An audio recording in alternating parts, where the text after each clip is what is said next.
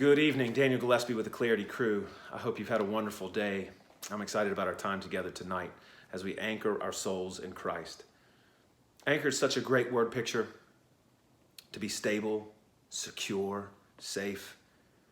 Words that our world is longing for in a time like this, with all insecurity and instability and anxiety and fear running rampant.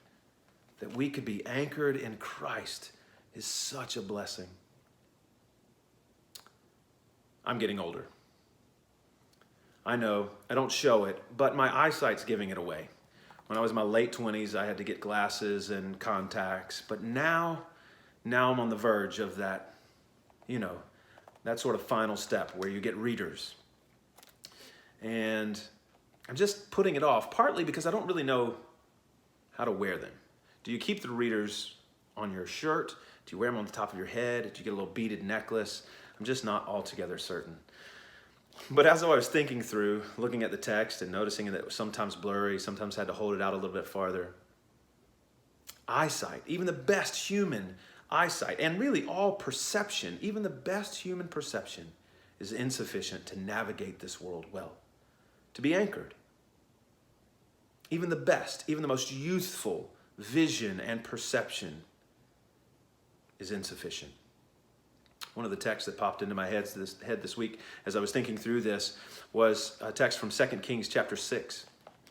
Elisha, the man of God, was being pursued by the king of Syria, and he came and surrounded Elisha's residence, and Elisha's servant, young man, got up early before Elisha, and he went to the window and looked out the window, and he saw armies and horses all around, and he panicked, and he ran back to Elisha, and he said, what are we going to do? What are we going to do? We're surrounded.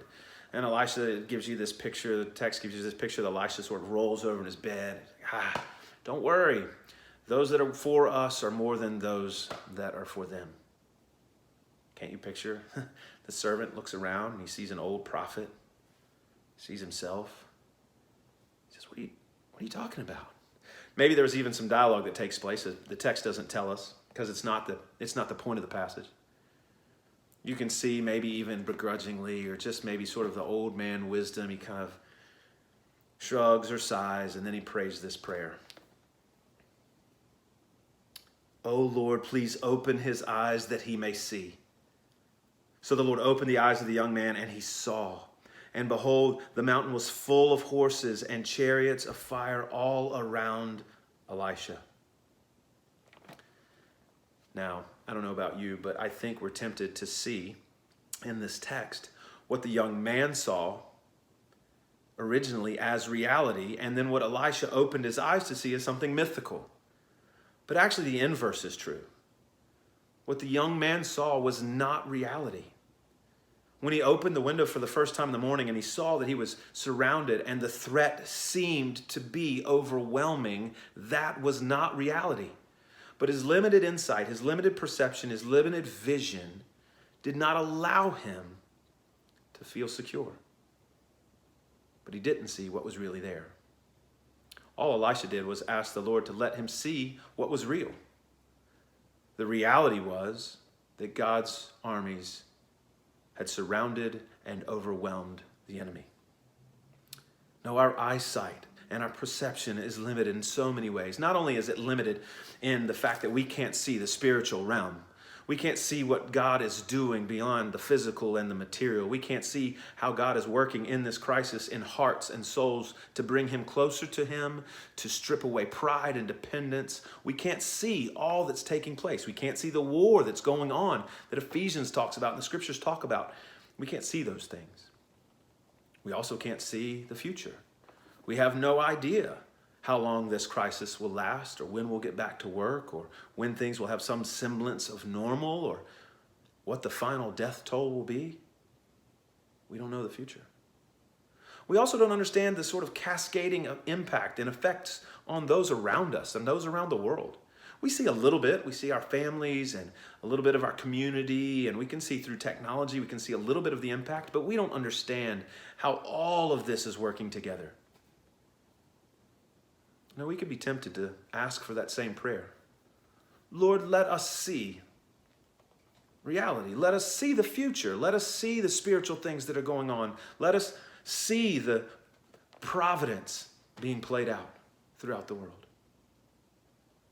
But that's not how God has called us to live. God called his children to live by faith and not by sight. God has called us to live by faith and not by sight. But he didn't just simply say, walk by faith. Trust me. No, God went to great lengths to record in this book a revelation of him to us, telling us who he is, what he's capable of, and how he can be trusted. Over and over again, we have testimony after testimony, ridiculous victory after ridiculous victory, upset after upset, apparent upset after apparent upset, as God demonstrates his power, as God demonstrates his patience and his compassion and his loving kindness. No, from Genesis to the book of Revelation, this is a story about a God who can be trusted. This is a story designed, a book designed to give us reasonable faith, not blind faith. But we're still called to walk by faith, not by sight. The confidence of things hoped for, not seen.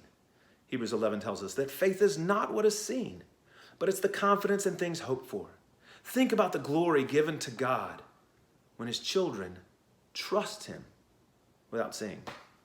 Every parent would understand that. Every parent would understand the great pleasure and delight it would be when a child trusts their parent without having been told why. Without having been told, because I said so. Right? God has presented himself in the scriptures as a God worthy to be trusted. Incarnate here on the earth, Christ demonstrated the power and compassion of one to be trusted, one we could put our hope in. Even in the gospel itself, it is evident that we can put our hope in. It is stable and secure enough that we can put our hope for eternal salvation and satisfaction in the work of Christ on the cross. And then we can put our whole satisfaction and trust in him. We don't have to see beyond our palace walls or our prison cells, because God is in control and he's good. R.C. Sproul used to say that there's no maverick molecule, and we could extend that to say there's no fugitive flu. We have a good God who is sovereign above all creation, and he can be trusted. Oh, that we would live by faith and not by sight. Let that be our prayer tonight. Let that be our petition, that we would be a people who trust the word.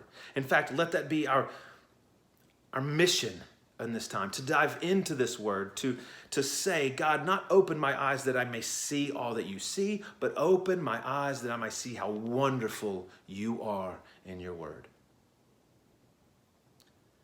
Well, thanks for your time tonight.